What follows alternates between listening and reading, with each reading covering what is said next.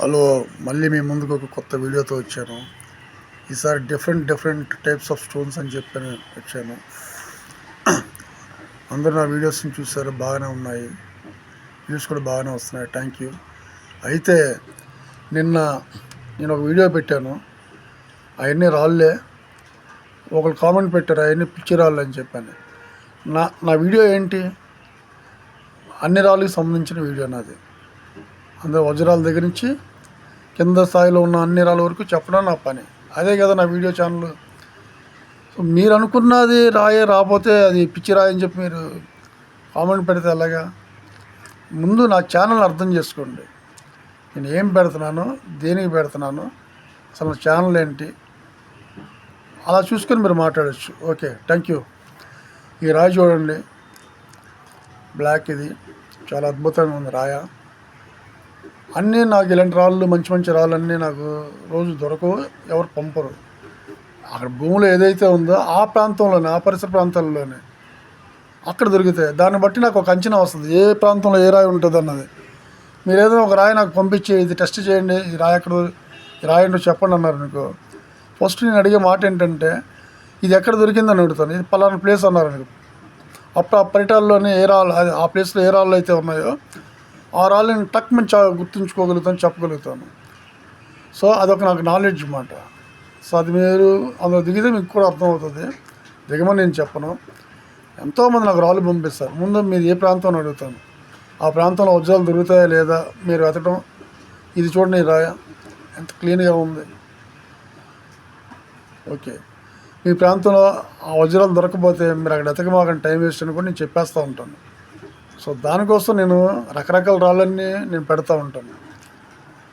So friends, అయితే ఇంక ముందుకు పోదాం.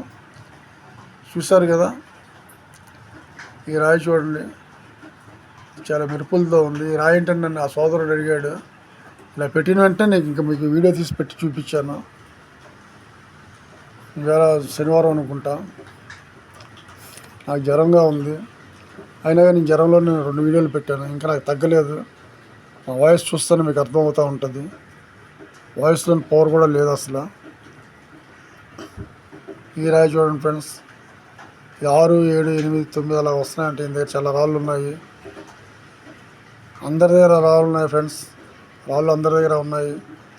కానీ కొనేవాళ్ళే తక్కువ ఉన్నారు. ఎందుకంటే ఆర్టిఫిషియల్ సింథటిక్ స్టోన్స్ మీదకి పోయారు అందరూ.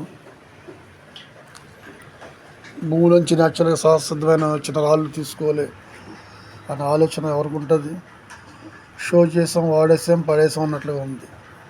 మనిషి జీవితాలు కూడా అలాగే ఉన్నాయి. రాళ్ళ విషయంలో ఏమున్నాయి కానీ, ఒక వెహికల్ కొంటాం, కొన్ని రోజులు వాడతాం, అమ్మేస్తాం, మళ్ళీ కొనుక్కుంటాం, అంతే ఫ్రెండ్స్. ఓకే, ఈ పిక్చర్ చూడండి, ఇది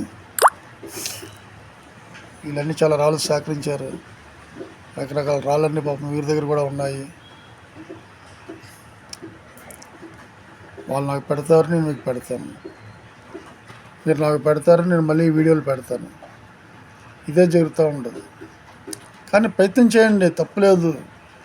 ప్రయత్నం చేస్తే ఎవరికి ఏ అదృష్టం ఉందో ఎవరికి తెలుసు. ఇది భూమిలో దొరికింది అనుకోండి, చాలా పురాతనమైంది. ఇది మొన్న పెడదాం అనుకుని పెట్టలేకపోయాను, ఇప్పుడు పెట్టాను.